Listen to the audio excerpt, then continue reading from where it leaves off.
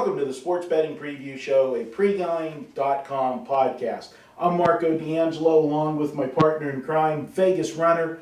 We're going to take a look at one of Friday's NBA games, Boston at Portland on ESPN Friday night. VR, as we're taping this on Thursday, so we don't have a line yet for this game. We'll be giving you projected lines. VR, what are you projecting this number to be? I made Boston a road favorite of 3.5 points, and I set the total at 185. I know we disagree here as far as the line's concerned. Well, what I'm looking at, and I think it's going to be an overreaction by the lines maker to what they're going to see coming from the public. I actually made the line come out of pick. Generally, Vegas doesn't put out NBA games at pick, so most likely they'll make it Boston 1. I'm saying pick, but for all intents and purposes, they'll come out and make Boston 1. And the reason I'm saying that is in looking at the game for Friday, Boston's playing their third game in 4 nights. Correct. So Vegas, they love to adjust for that because there's so many handicappers that's an automatic play no matter what. And generally, I found that when a team plays on back-to-back nights, they account for about 1.5 to 2 points in the line that make you pay a premium. So that's why I think the line will be a little shorter on Boston.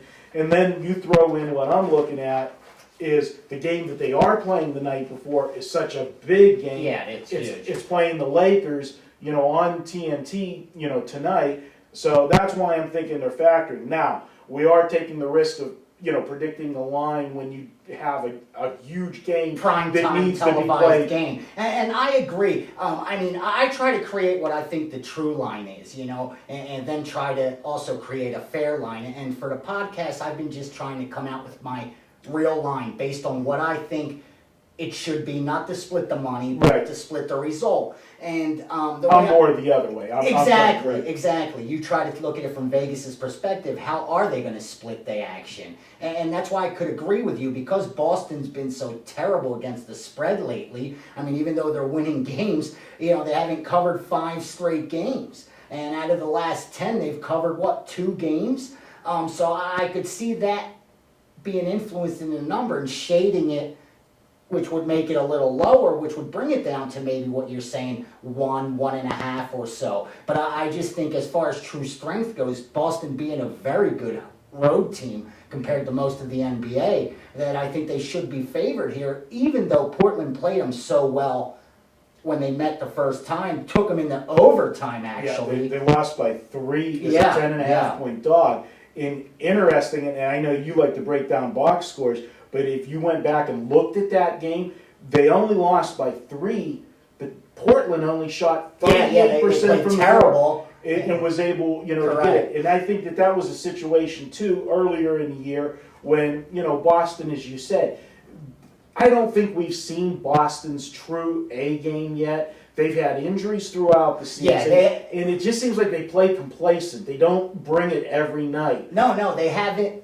gotten to where they're in a groove, and you know what you could expect from them day in and day out. And what's obvious is that even the odds makers don't. They don't want a team going 0-7 ATS. They don't like streaks. They rather them go 5-5 every 10 games. So it's not, you can't pick up any trend. Right. So I don't think anyone's got a good grip exactly where this Boston team's right now. And I mean, they have to gel eventually, because even though they have a lead in their division, you look behind them. Toronto is only 5 games back. Right. And where we are in the season, I mean, they don't have that comfortable lead that they did for the past few years, where by this time they were already ahead 14 games, and they were just playing for fun. Well, I mean, with all, looking at it, honestly, there's really only 3 teams that are in the East. Sure. It's going to come down to Cleveland, Boston, and Orlando, which has been the 3 teams for the last few seasons. Yeah, I agree. I agree.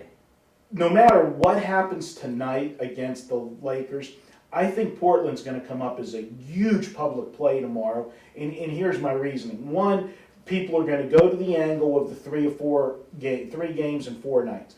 They're going to want to fade Boston after playing the Lakers. They're going to look at it either way.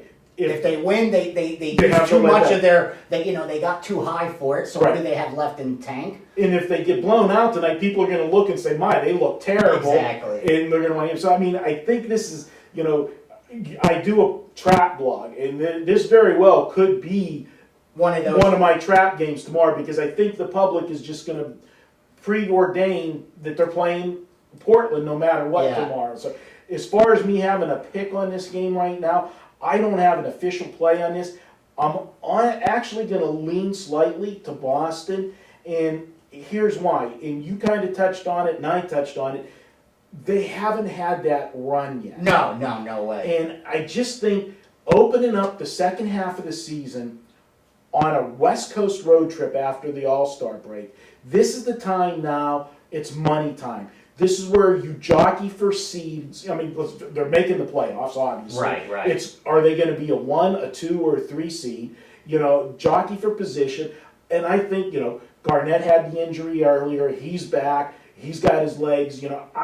I'm waiting for Boston to go on that run, and it may just start right here in an adverse situation. Coming off a big game like the Big Lakers. game against the Lakers. And you know what? If they do beat the Lakers tonight, they could take that momentum and go on that run. I'm hoping that you're right, and the odds makers do bring this out at Boston 1, and that public money comes in on Portland as a home dog, and that it does go to pick, because then I'll jump on Boston, I think. Because even though this team is high profile, and like you said, the elite in the East, the truth is, bettors aren't confident betting this team. No. I mean, they're 14 and 19 and 31 against the spread. When they play at home, it's an even worse 6 and 17 against the spread. And that's when you want to back a team when they're playing home. So people have been getting burned with this team all year. And if anything, they're going to be afraid to back them as a favorite on the road. And I think that's the best spot to play them, because they're playing so well when they get out on the road. Right. And So I agree. I like Boston. When you're on the road, the big knock on Boston is that it seems like they go to sleep for periods. Exactly. And when you're at home, they're double digits all the time. It's easy. It's easy. You could be ahead by 15, and you have that. Take the night off. And you have that 10-minute stretch. Exactly. Where you end up winning by 6 or 7. On the road, you got a shorter number, and you got to almost blow the whole game to blow the spread. And what I like is that'll be their third game out west. So you already got acclimated a little bit to the time change, to playing on the road. That first game going from the East Coast to the West Coast to the East Coast, I mean, we travel because we come from back east, so we know what it feels like to go back there and then to come back here, and how it takes a day or two to get acclimated to the time change. I think they will be by the time they meet Portland, and I agree with you. I think it's going to be a good spot for Boston. Whether they could come through is a different story, but I don't think it's a great situation for the Portland side, and I think I would have to back Boston or leave the game alone. Well, it looks like we both have a leaner to Boston right now. No official plays. That could change tomorrow. Absolutely. That's why late information and situations. And to see what price they put out. I mean, it's pretty hard to know whether you're gonna buy something without knowing what the price is. Yeah, sometimes guys just buy stuff. Exactly, and most people don't even look for price. They whatever they put out is what it is. Right, and that's what I think that the situation possibly is going to be in this Portland game, is just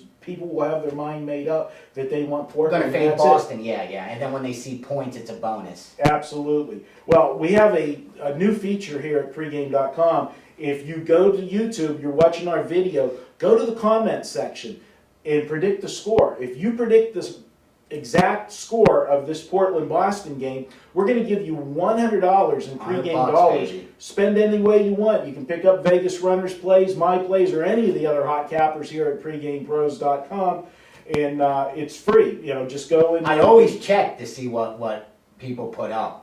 So we'll be back with the rest of this week's podcast. We'll have 4 more games. We'll preview 2 games on Saturday and 2 games on Sunday. And you can check us out at pregame.tv for all of our videos.